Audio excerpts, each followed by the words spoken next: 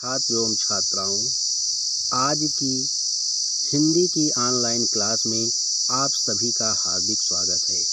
आज हम सभी छात्र छात्राओं को हिंदी गद्य के प्रमुख लेखक कन्हैयालाल मिश्र प्रभाकर जी का जीवन परिचय और प्रभाकर जी की कृतियाँ, उनकी भाषा शैली और प्रभाकर जी का हिंदी साहित्य में स्थान पढ़ाएंगे। कन्हैयालाल मिश्र प्रभाकर, ये तो आप सभी छात्र एवं छात्राएँ पहले से ही जानते हैं कि आपके कक्षा 12 के बोर्ड पेपर में 5 अंक का जीवन परिचय पूछा जाता है। तो आप लोग आज अध्याय 3 के लेखक कन्हैयालाल प्रभाकर जी का जीवन परिचय इस वीडियो के माध्यम से पढ़ें और समझें और इसे अपने हिंदी गद्य के लेखक के नोट्स में लिखें और याद करें। प्रश्न लिखिए, कन्हैयालाल मिश्र प्रभाकर जी का संक्षिप्त जीवन परिचय देते हुए उनकी कृतियों का नामोल्लेख कीजिए तथा साहित्यिक विशेषताओं पर प्रकाश डालिए। तो उत्तर लिखिए, उत्तर हेडिंग डालिए जीवन परिचय। जीवन परिचय में लिखना प्रारंभ कर दीजिए। कन्हैयालाल मिश्र प्रभाकर जी का जन्म सन 1906 ईस्वी में देवबंद जो कि सहारनपुर में है, सहारनपुर के एक साधारण ब्राह्मण परिवार में हुआ था। इनके पिता का नाम पंडित रमादत्त मिश्र था। कन्हैयालाल मिश्र प्रभाकर जी के पिता का क्या नाम था? पंडित रमादत्त मिश्र था। वे कर्मकांडी ब्राह्मण थे। प्रभाकर जी की आरंभिक शिक्षा ठीक प्रकार से नहीं हो पाई क्योंकि उनके घर की आर्थिक स्थिति अच्छी नहीं थी।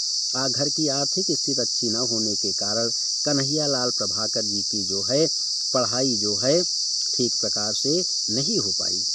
इन्होंने कुछ समय तक खुर्जा की संस्कृत पाठशाला में शिक्षा प्राप्त की और वहाँ पर राष्ट्रीय नेता आसफ अली का व्याख्यान सुनकर ये इतने अधिक प्रभावित हुए कि परीक्षा बीच में ही छोड़कर चले गए और राष्ट्रीय आंदोलन में कूद पड़े। तत्पश्चात इन्होंने क्या किया? अपना शेष जीवन राष्ट्र सेवा के लिए अर्पित कर दिया। सन 1930 ईस्वी से 1932 ईस्वी तक और सन 1942 ईस्वी में ये जेल में रहे। इस अवधि में इनका संपर्क राष्ट्र के महान नेताओं से हुआ। भारत के स्वतंत्र होने के बाद इन्होंने स्वयं को पत्रकारिता में लगा दिया। लेखन के अतिरिक्त और व्यक्तिगत स्नेह और संपर्क से भी इन्होंने हिंदी के अनेक नए लेखकों को प्रेरित और प्रोत्साहित किया। कन्हैयालाल मिश्र प्रभाकर जी की मृत्यु 19 मई सन 1995 ईस्वी को इस महान साहित्यकार का निधन हो गया। कन्हैयालाल मिश्र प्रभाकर जी का निधन किस सन में हुआ था? तो 9 मई सन 1995 में। आप सभी प्यारे बच्चों, आप लोग एक बात ध्यानपूर्वक सुन लीजिए। जीवन परिचय में जिस लेखक या कवि का जीवन परिचय पूछा जाए उसका जन्म सन, जन्म स्थान, माता पिता का नाम, मृत्यु सन, मृत्यु स्थान और हो सके तो उसकी पत्नी और बच्चों का नाम याद कर लें।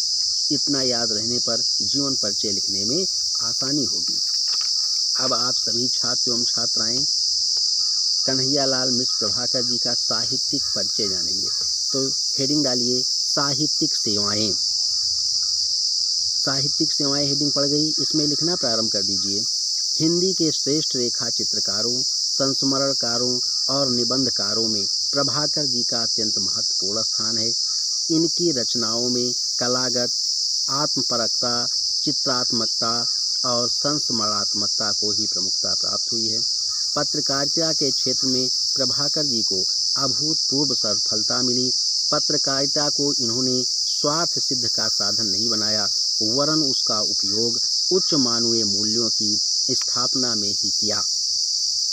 तो ये प्रिय बच्चों कन्हैयालाल मिश्र प्रभाकर जी का साहित्यिक परिचय था। अब हम कन्हैयालाल मिश्र प्रभाकर जी की कृतियाँ जानेंगे। कृतियाँ प्रभाकर जी के कुल 9 ग्रंथ प्रकाशित हुए हैं। जो मुख्य ग्रंथ हैं प्रभाकर जी के वो कितने हैं? वो कुल 9 ग्रंथ हैं। इनमें हेडिंग डालिए रेखा चित्र। रेखा चित्र हेडिंग पड़ गई। तो लिखिए प्रभाकर जी ने किस किस रेखा चित्र को लिखा है। नई पीढ़ी के विचार, नंबर 2 जिंदगी मुस्कुराई, नंबर 3 माटी हो गई सोना, नंबर 4 भूले बिसरे चेहरे। ये 4 रेखा चित्र हैं प्रभाकर जी के।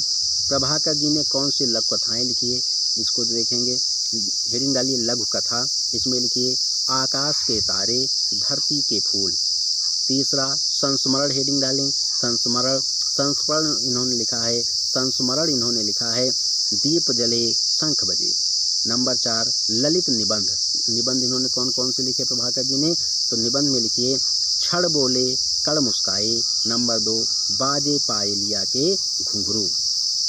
संपादन किस किस का किया है प्रभाकर जी ने, तो हेडिंग डालिए संपादन और लिखिए प्रभाकर जी ने नया जीवन और विकास नामक 2 समाचार पत्रों का संपादन किया है। कौन कौन से समाचार पत्रों का संपादन किया है, नया जीवन और विकास, ठीक है ना।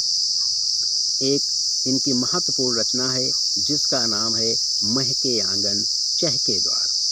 इस प्रकार जो है आप सभी ने प्रभाकर जी की कृतियों के विषय में इस वीडियो के माध्यम से पढ़ा और समझा। अब आप सभी छात्र छात्राएं प्रभाकर जी की भाषा शैली लिखें। हेडिंग डालें भाषा शैली, इसमें लिखें भाषागत विशेषताएं। इनकी भाषागत विशेषताएं क्या थी, तो लिखिए लिखना प्रारंभ कर दीजिए प्रिय छात्रों एवं छात्राओं। प्रभाकर जी की भाषा सामान्य रूप से तत्सम प्रधान, शुद्ध और साहित्यिक खड़ी बोली है। उसमें स्पष्टता, सरलता और सुबोधता है। पाठक सहज प्रवाह के साथ उसका आनंद लेता है। भाषा को सजीव, गतिशील, व्यवहारिक और स्वाभाविक बनाने के लिए प्रभाकर जी ने अन्य भाषाओं के शब्दों का भी समुचित प्रयोग किया है। ये इनकी प्रभाकर जी की भाषागत विशेषताएं थी। अब प्रिय छात्रों एवं छात्राएं अब हेडिंग डालिए शैलीगत विशेषताएं। प्रभाकर जी ने अपने लेखन में किस शैली का अधिक प्रयोग किया है उसके विषय में हम आप सभी को बताएंगे। तो हेडिंग डालिए शैलीगत विशेषताएं। तो इनकी प्रमुख शैलियाँ कौन कौन सी थी, भावात्मक शैली, कौन शैली थी, शैलीगत विशेषताएं, उसमें नंबर 1 डालिए भावात्मक शैली। और इसमें लिखिए प्रभाकर जी का गद्य अधिकांश रूप से भावात्मक है, ठीक है ना। भावात्मकता का एक उदाहरण प्रस्तुत है, आप लोग ध्यानपूर्वक सुने। उन्होंने रोगी के दोनों म्लान कपोल अपने चांदनी चर्चित हाथों से थपथपाए तो उसके सूखे अधरों पर चांदी की एक रेखा खिंच गई और मुझे लगा कि वातावरण का प्रभाव कुछ कम हो गया है। दूसरी शैली है वर्णनात्मक शैली। तीसरी शैली है नाटकीय शैली। दूसरी शैली वर्णनात्मक शैली। वर्णनात्मक शैली में लिखिए अनेक स्थलों पर विवरण देने के उद्देश्य से प्रभाकर जी का गद्य वर्णनात्मक हो गया है। नंबर 3 शैली डालिए नाटकीय शैली। नाटकीय शैली में लिखना प्रारंभ कर दीजिए।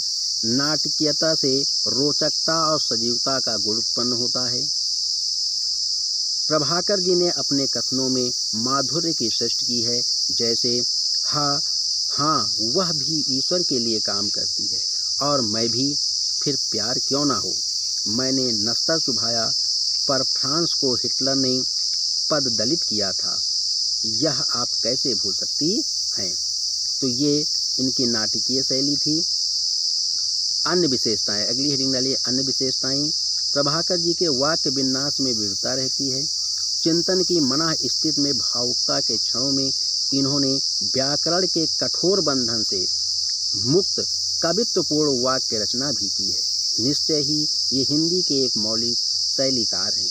तो प्रिय छात्रों एवं छात्राओं, अब कन्हैयालाल मिश्र प्रभाकर जी के जीवन परिचय से संबंधित अंतिम टॉपिक बचा हुआ है, अंतिम हेडिंग बची है।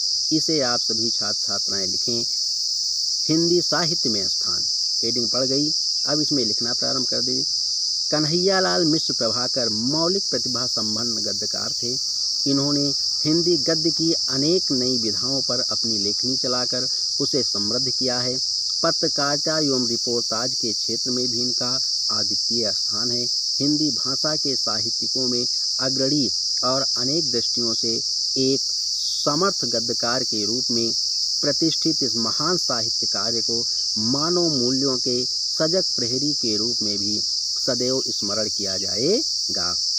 तो प्रिय छात्रों एवं छात्राओं, इस प्रकार कन्हैयालाल मिश्र प्रभाकर जी का जीवन परिचय पूर्ण हुआ। आप सभी छात्र एवं छात्राएं इस वीडियो के माध्यम से कन्हैयालाल मिश्र प्रभाकर जी के जीवन परिचय को पढ़ें, सुनें और देखें और इसे अपने हिंदी गद्य के लेखक के नोट्स में लिखें और याद करें। कन्हैयालाल मिश्र प्रभाकर जी का जीवन परिचय याद करें और इसे अपने नोट्स में लिखें। अगर आपको जीवन परिचय पढ़ने में कहीं पर भी कोई समस्या है तो आप हमारे मोबाइल नंबर पर फ़ोन करके, मैसेज करके अपनी समस्या का समाधान हमसे करा सकते हैं और मन लगाकर पढ़ाई करें ताकि आप लोग जो है कक्षा 12 में सर्वाधिक अंक प्राप्त कर सकें और अपने भविष्य को जो है अच्छे से अच्छा बना सकें। इसी के साथ आज की ऑनलाइन क्लास को यहीं पर समाप्त किया जा रहा है। धन्यवाद।